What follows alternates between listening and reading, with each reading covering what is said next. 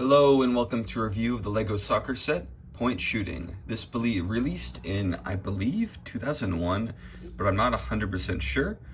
I just realized I put this in upside down, so let's fix that. This is one of the LEGO soccer sets in the sports series. These sets were basically like little games, almost physical games, that resembled real-life sports. They had a lot of specialized pieces. Like if we look at this fixture right here, this piece, and this piece are all completely unique, or at least originated with LEGO Soccer. And here we've got a weird cardboard element, something you don't really see that often. Maybe back then you'd see it a little bit more. But with LEGO Soccer, the goal is you've got this these little pillars right here, or not pillars, these little sections, squares, and together, if you connect them, you can build a field. And each one has a little spot for a minifigure to go on if you want to do a pass. And the way you shoot a ball is just by pushing this down and flicking it to pass it. Now, the actual full field, which I do own, works a little bit like foosball in the way that it's like this sort of physical board that uses a lot of physics. There's a lot of waiting for passes and stuff. There's a lot of interconnectivity between them. It's a little more slow paced though, because usually you're only like focusing on one guy at a time instead of a bunch of them, because you can't really move your character because it's static in this one position.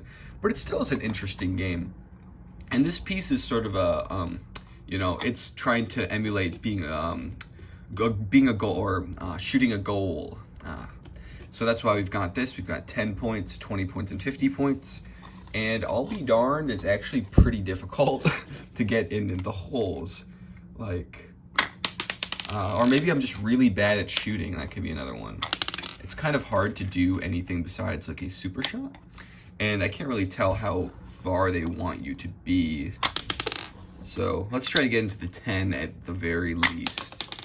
That might be impossible, but I'm capable. I can do it. Okay, maybe if I go back further? Oh, that was almost the 50. Let's go for the 50, because I'm feeling ambitious today. Yeah, as you can see, this is actually a decent challenge, and I can see this being like a fun little thing to have like on your desk, and every once in a while when you're bored, just flicking a few shots, you know? But at the same time, it's kind of a messy activity in a way. Like this ball feels like it's just primed to be lost. And after that, the whole functionality of the set kind of goes away. And it's kind of hard to store the ball unless it's in like a box or a different container, because, it's a ball, it's gonna roll. Unlike normal Lego, they'll stay static. If you have that ball, it's gonna roll. At least a little bit. I need to at least get one, or else I'll be seen as pathetic. Pathetic creature. I don't want that. I don't want that for myself. At least I hit the goal. Yeah. There's not a lot to say design-wise about this set, because it's really the most basic of features, I will say this is an interesting piece to hold this cardboard.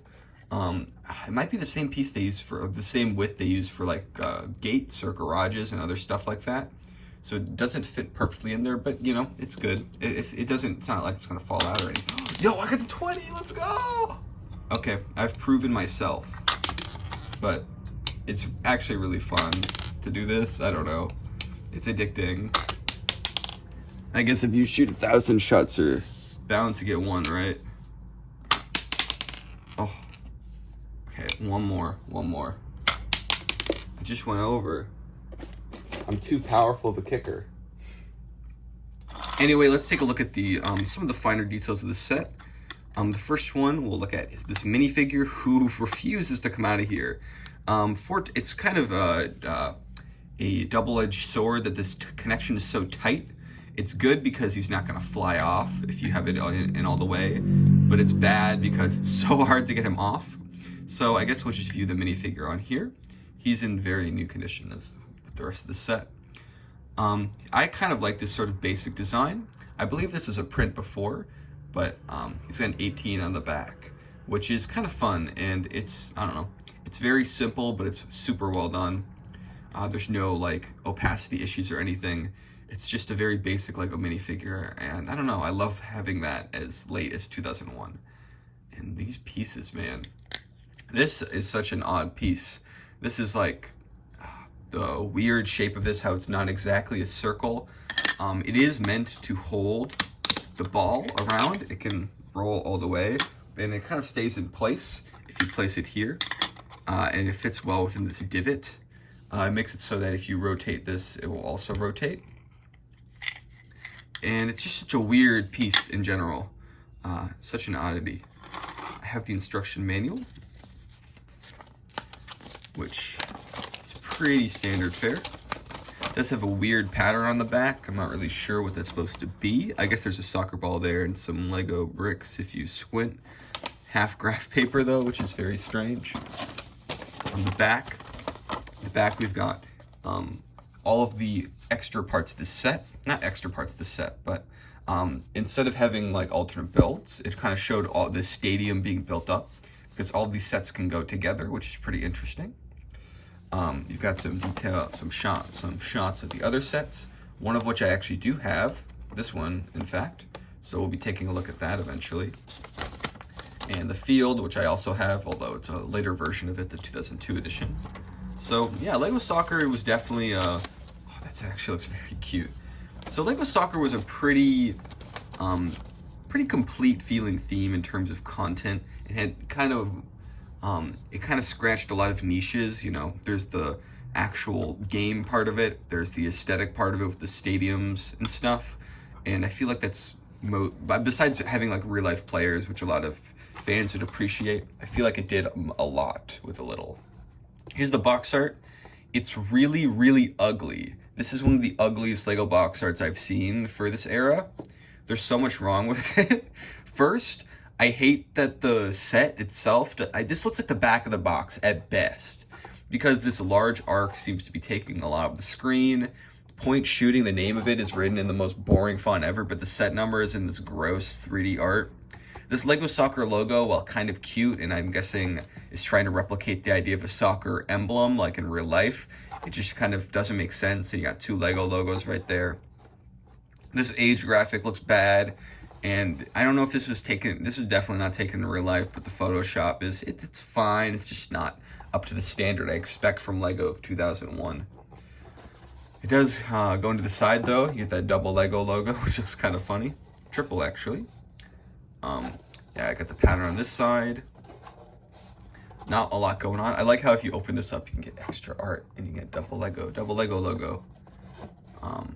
This is such an ugly box, man. Like, you can kind of see how this evolved into that 2004 styling where they just have like the big blue, and you hate to see it. What you don't hate to see is the back of the box, which to me is a way better design, where you get to see the big field and everything and all this detail. You know, look, that's how you do it. And that looks awesome. Like, the effect they use is really fun there with the air kind of idea. Yeah, very cool back of the box. This should be the front of the box, even if it's false advertising, because this is ugly as hell. But that's all I really have to say about this set. I think it's a fun little Lego Soccer set. Nothing crazy. It's not like this is like a super crazy gimmick. It's definitely of its time, but in a sort of standardized way where you're like, okay, this makes sense. This isn't that crazy, but I don't know. I like it.